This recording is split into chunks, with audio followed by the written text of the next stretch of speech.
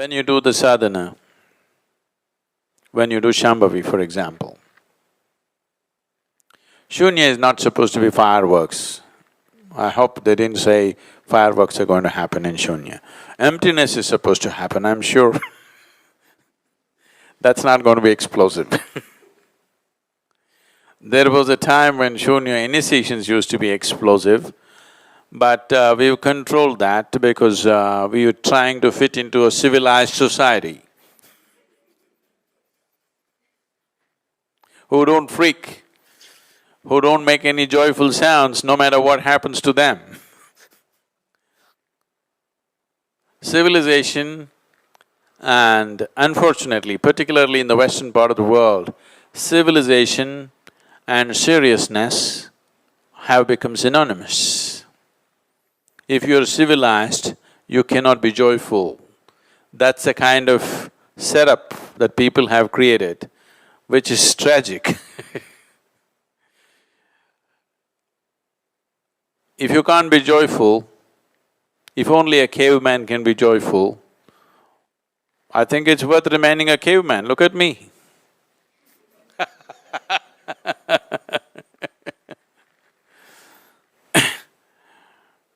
You're civilized and you're dead serious, it's of no value because what's the point? We worked upon civilizing human societies only to see that every human being can find expression to who he is without any interference from anybody else. But now in the name of civilization, nobody finds expression to anything in their life and that's become the civilization. So, when I do Shambhavi, why am I not freaking? There are various aspects to this. To put it very simply, is it my karma? Yes. So is it my bad karma? No. It is your family's good karma.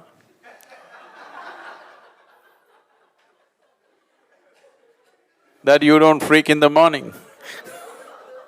It's your neighbor's good karma that you don't freak in the morning.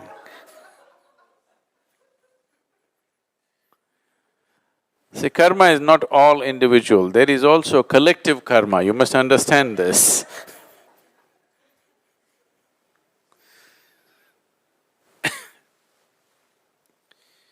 So, if there is no experience at all, I don't think you would have carried on for 2 years.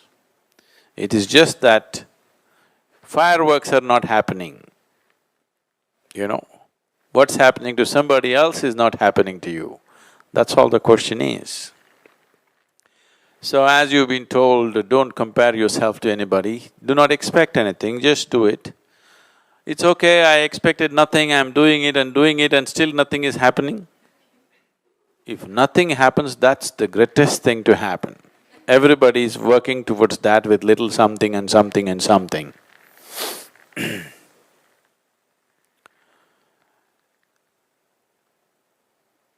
So whether it's Shambhavi or whatever other practice that one does, the practice itself is not designed towards an experience. The practice is only designed to bring a certain amount of fluidity into your energies. It is structured so that gradually as you practice, you become more and more fluid on all levels. Instead of being rigid block of concrete, you are becoming little more fluid.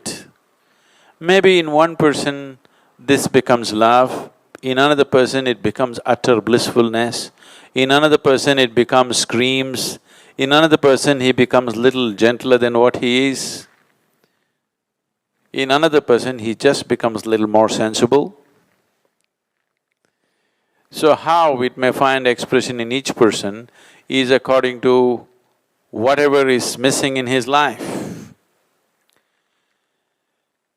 The practice is not designed to create an experience, the practice is only designed to break the barriers so that a rigid concrete block slowly becomes more and more fluid. How each being finds expression depends on variety of factors. To put it very simply, as you put it, it is karmic structure. What kind of karma? But do not ever understand karma as, is it my bad karma, nothing is happening to me. That's not the point. There is no such thing as good karma and bad karma, if you ask me. Because karma is like, one way of looking at karma is, it's a certain bondage, it's the only bondage. Another way of looking at karma is, it is your only savior. You're alive only because of your karma. If I take away all your karma, you will be done today, right now. So, karma is both things, it's your glue. When you want to stick to something, glue is a good thing. When you want to get away, glue is not a good thing. So for those who want to stick to something, karma is a good thing, it's their friend. For those who want to become liberated, for them, karmic glue seems like an enemy. So it's just contextual. It is not the nature of the karma, it is just the context in which you're looking at. If you're seeing how to bind yourself, the karmic glue is good, it's a cementing factor. If you're seeing how to liberate yourself, the karmic glue looks like a binding factor because it is smeared all over you and whatever you touch, it sticks to you. I want you to just visualize yourself. Let's say you are smeared with super glue, head to toe. Now I want you to walk through your office, your home and whatever else. Just see, in 24 hours' time, you will be a heap of things. Isn't it? You will be one big heap of so many things. Some things that you want to stick to, many things that you don't want to stick to, everything will be sticking to you because you have super glue on you. So karma is that kind of super glue. Now when you walk through the world, everything sticks to you. What you want sticks to you, what you don't want sticks to you. When what you don't want becomes a large volume of things which are sticking to you, then you start looking for liberation. When whatever you think you want is sticking to you, then at that time the thoughts of liberation does not arise in most people's minds. It takes enormous intelligence for a human being to seek liberation when everything in his life is pleasant. When everything in his life is good, to still seek liberation, it takes a certain amount of intelligence. When things have gone bad, I think any fool will seek liberation. There's no question about it. So right now, Shambhavi or Shoonya is a tool for your liberation, slowly weakening the strength of the super glue so that it becomes a weak glue. If you want, you can pick up and stick it to yourself. If you don't want, you can pull it and throw it in the bin. It gives you that much freedom gradually. Whether you freaked or you did not freak in the morning doesn't mean anything. So, if you like to walk through the world freaking, you can do that. If you want to walk through the world sober, you can do that.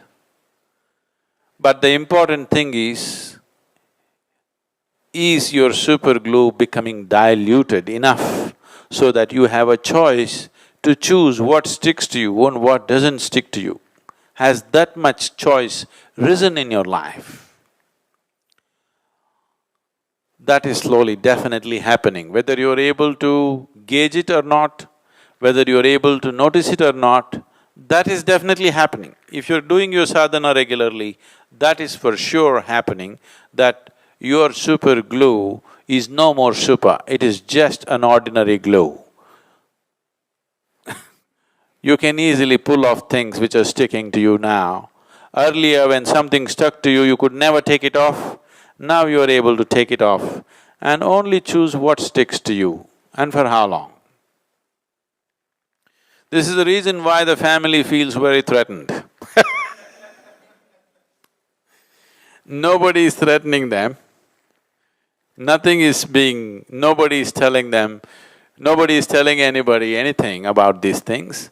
But suddenly super glue has become just an ordinary glue that if you choose you can stick it, otherwise no. Just the choice threatens people. Just the freedom of choice threatens people. Anybody who is threatened by the freedom of choice is a tyrant. You should not be stuck to that.